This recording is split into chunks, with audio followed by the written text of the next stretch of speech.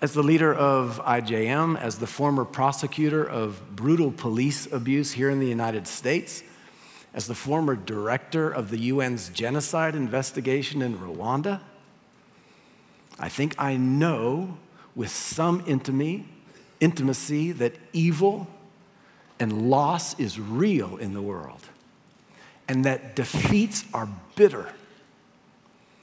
But Jesus, on the night before the defeat, the evil, the loss of the cross, what does he say to his disciples? Take courage.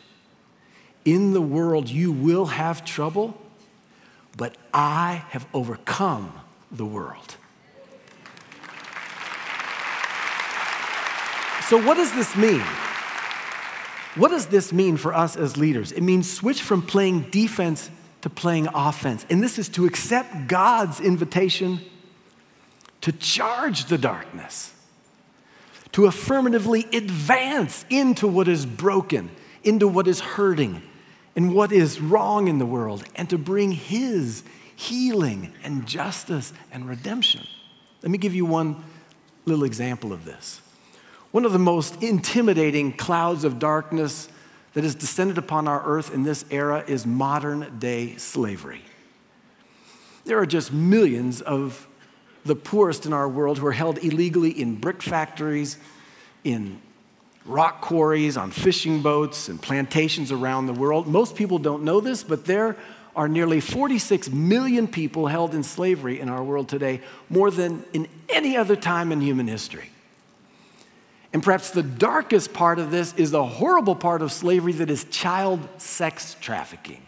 It's literally a global business of child rape for profit.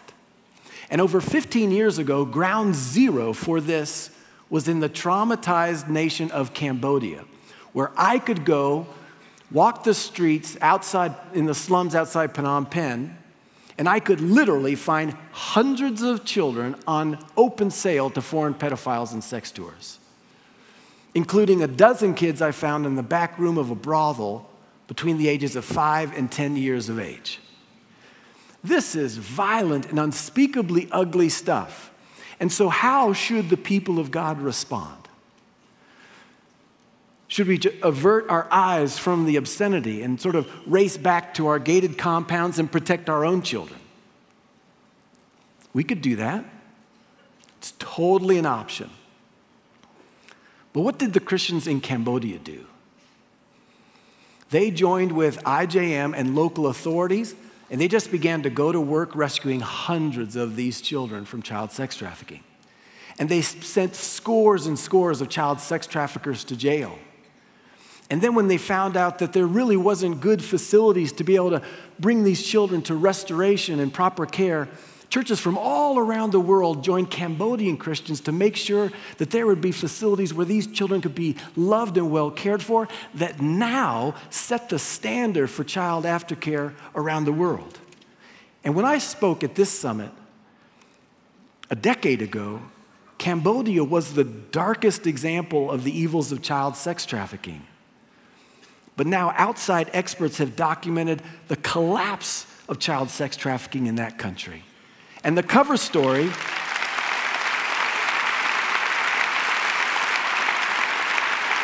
look at this cover story of Christianity Today. It's not about darkness.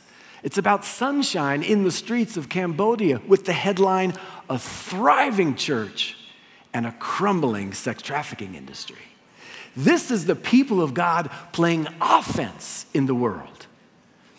If you want to be involved in this miraculous fight against slavery in the world, I would just have you write down 2 words: Freedom Sunday. Freedom Sunday. And just keep your eyes and ears open over the coming weeks and months for an invitation for your church to grow a mass movement of churches who are finding their unique role in this fight against slavery.